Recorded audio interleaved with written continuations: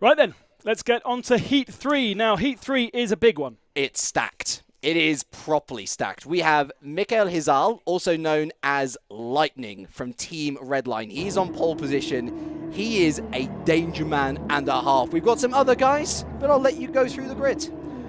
As you say, so Michael Hizal on the pole position for Germany, a man well known in the GT Sport circles. Zarco, he was the fastest man in qualifying yesterday evening for Hungary. And then Romain Sarr in third position for France. Nikodem Wisniewski, a very well-known man in all forms of sim racing. He lines up in fourth position. Ugo Gusnelli in fifth position for France. Nils Matic in sixth position for Germany. And then Ivan Ortega in seventh position, one of the Spaniards that qualified. Christopher Poiret from France in eighth, not Poir, not a pair. Loris Rodriguez in ninth position for Spain. And then Ben Perrin in 10th position. Plenty of French in this one.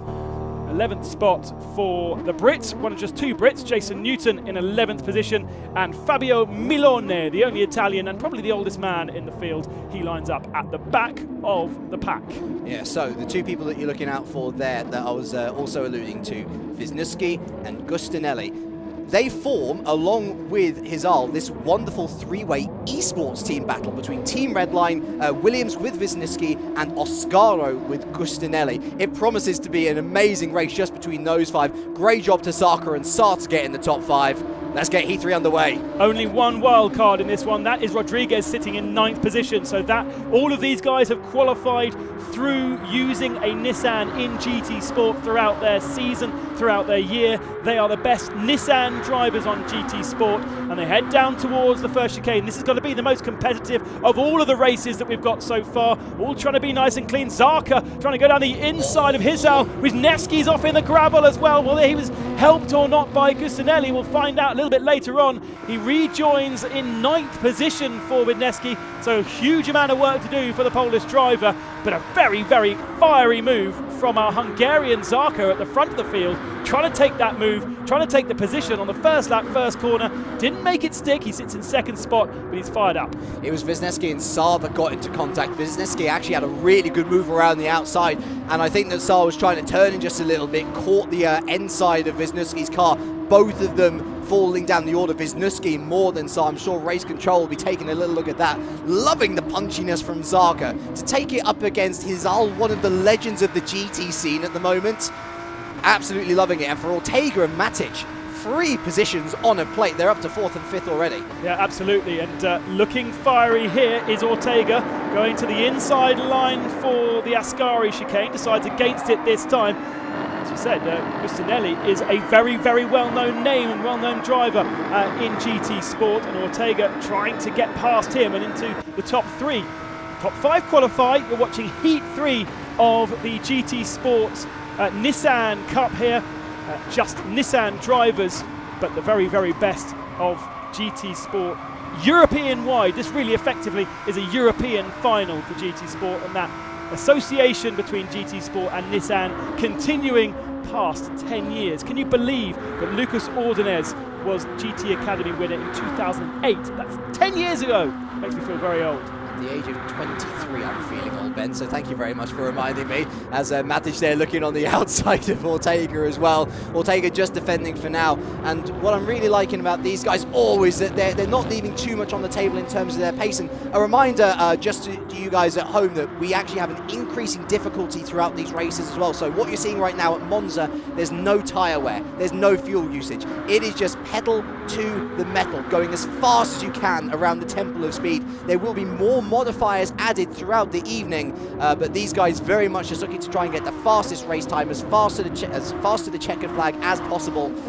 The key, of course, is finishing in those top 5 positions, and Matic with a 1.2 second advantage over Sarr. It's looking good for those guys, as long as they don't get into any incidents, and certainly for these top 2, Ben, more pressure than anything. I'm loving what Zarka is doing. He's not necessarily looking for a move immediately, but he's trying to put Hizal under pressure, and he had a very checkered end to the end of his to the 2018 Gran Turismo season.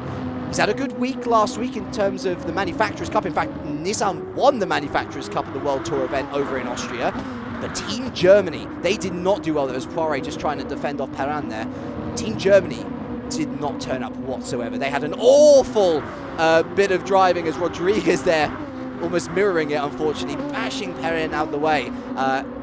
Hisal, he's looking to bounce back consistently, and he's going to have to fend off this hungry Hungarian if he wants to do that. At the moment, though, Zarco would be sensible to stay where he is. At the moment, he would qualify into the semi-final. He'll start on row 2 of that semi-final, so doesn't need to push too hard. They've got a good gap, at 2.6 seconds over Gustinelli. The question mark for me, Wisniewski 5 seconds behind Saar. Wisniewski 7th. He's miles out of qualifying, which is a huge surprise for the Williams driver, the Polish, who is well known across all forms. He was actually in the WRC final a couple of months ago using WRC platform. We've seen him using R-Factor and iRacing as well, and he's got a warning for a collision with another car. Was that the collision at the start of the race? Has only just been sorted? Perhaps it was. 5 seconds back, Ortega dive bombs into 3rd position. That is a gorgeous... I wasn't expecting that. No, otherwise I would have been like, oh, but wow, that was bold. And it worked beautifully for Ortega, the Spaniard moving up into P3 past Hugo. He's not afraid of the name, most certainly. And yeah, it's interesting that race controller said that Wisniewski was at fault for that first incident, because I'd be looking at him down the order and thinking, instant choice for Mentor's pick. Surely. It's Nikodem Wisniewski. He's got so much experience, so much pace, but if it's all fallen to pieces in the heat finals, then what's to say that it'll get even worse in the semis? And it's not as though he's closing the gap to Saar either. Ortega with a 7.5 second penalty. Ouch. That's huge. Sits in 3rd position at the moment, but he's going to go back behind Wisniewski, I think, with that penalty. Now, he can serve this penalty in the braking zones. He can serve this penalty on the straights. If he comes out of the throttle, that penalty will start to reduce. If he brakes earlier than the computer would expect, that penalty will also reduce. At the moment, though, he's flat to the metal. He's driving as he would do. If he gets to the end of the race with that penalty still, it will be added on. So it's better, really, isn't it, to serve that penalty during the race, in the braking zones perhaps, brake earlier, reduce the penalty, but he doesn't do it into the first chicane. Yeah, you would think so as well. Look at Matic throwing it up the inside of Gustinelli as well. Hugo not really enjoying life at the moment. He's lost 2 positions in the space of 2 laps. What we saw over the course of the 2018 Gran Turismo Championships in general was they would serve their penalty at the very end. The thought process behind that being, we can use as much pace as we can on track, get as far ahead of everyone else as possible, and then serve all of the penalty at the end. It can serve quite well, but I do like your idea as well. Honestly, it just depends on what sort of a driver you are. As Gustinelli there not only retakes 4th position, but means that Matic picks up a 1.3 second penalty as well for going over the chicane. That might allow Saar back into that battle as well. Well, remember, Saar is actually qualified in 6th position because they've got Ortega ahead of them with that huge penalty. This is actually all the qualifiers here, and the person now just outside the qualification spot is Wisniewski. But with Matic 1.2 penalty, he's not going to drop close enough to Wisniewski, so he'll still stay qualified at the moment with about a lap and a bit to go. Very close between those two. Matic has served a bit of that penalty in the braking zone there. He's lost almost a second, but you see, hasn't really lost a second relative on track. Yeah, it's, even though it says 7.5 seconds up the road with Ortega, it's not as clear-cut as you might think when it looks to the standings. Is Saar going to look around the outside of Parabolica? In fact, he's clean past already. Matic choosing just to serve all the penalty in the middle of the race, like your strategy was suggesting. So Saar moves up to P5 on track. But actually, this is brilliant from Matic, because now, not only has he served that penalty, but he's got the slipstream advantage on the final lap. Could not be more perfect timing. And I think Ortega has lost about half of that penalty as well. So if he can, in the remainder of this particular lap, lose that rest of it in the braking zones coming out of the acceleration at 6.5, so he's lost about 7/10 of a second of it. He could still stay in the qualification spots if he's intelligent about doing this and getting rid of that penalty. If he goes over the line with that penalty, he will drop out of qualification spots.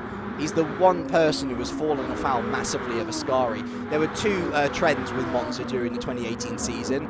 Incidents at turn 1. and people picking up penalties at Ascari. I am surprised that they have been as well behaved as they have been, honestly, all 3 of the heats so far. But when you go wide at Ascari, it bites hard, and Ortega may very well at the end of this race find that it bites so much so that he's going to fall outside of the top 5. We'll still find out how that's going to turn out, but let's look up to the front as well with Hizal. Zarka put up a mean fight, was putting him under pressure for so many laps, but he's pulled out 3 seconds. Lightning has well and truly struck for a second time at last. So Zarka 3 back, Ortega 3 back from that. We really want to see what Ortega's doing. There he is, 5.9, so he's rubbed a little bit off. He needs to rub this off before the end of the race. He's only got 1 corner left. He needs to get out that throttle and get rid of that penalty. If it's added on, he will lose a qualification spot. So Ortega needs to switch on this brain. He loses 0.2 of a second in the Parabolica. Now he's going to, if he doesn't get on the throttle, he's out. Hizal takes the victory. 3.7 seconds ahead of Zarka. Ortega in 3rd. Here he goes. But he gets on the brakes now. Oh, he's going to do it, surely. Oh, he's done it. He has done it. Oh. Well done, Ortega. That is the classic GT strategy. That is trying to go bit by bit. GT Sport throughout there.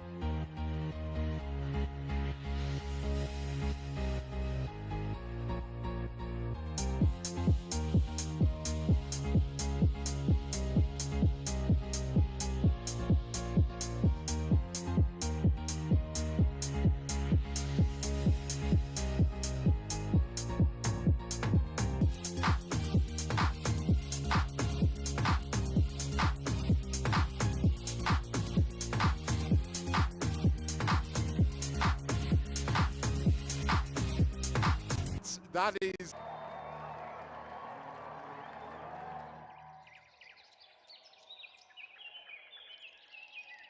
over Zarka by the end, but Zarka really did put up a performance. Gustinelli in 3rd position benefited from Ortega blending out the throttle in 4th, and Zar finished in 5th ahead of Matic. So Zar does go through from 3rd on the grid, Matic missing out, as does Wisniewski in 7th position. Wisniewski was 4th at the start of that race. He's 7th now. And I tell you, Ivan Ortega started on, what was that, row 2, 3, 4, row 4. That was a very, very spirited performance. Absolutely. Obviously, he wouldn't have wanted the Ascari penalty for sure, but he served it well. He not only ate into it during the race, but he knew that he could pull out enough of a gap to serve it near the end. It was close, but it worked. I feel sorry for Matic, honestly, just falling out there at the end. He must have picked up a penalty himself. And what of Nikodem Wisniewski? Like, I don't know what his fate is going to be. Any day of the week, usually, I would say he's outside of the top 5. I guess he's going to be picked up by the mentor, but... And there he is, you can see. Yeah. I think he's a bit frustrated. You can see him just behind one of our mentors on the left-hand side. There's Brendan Hart.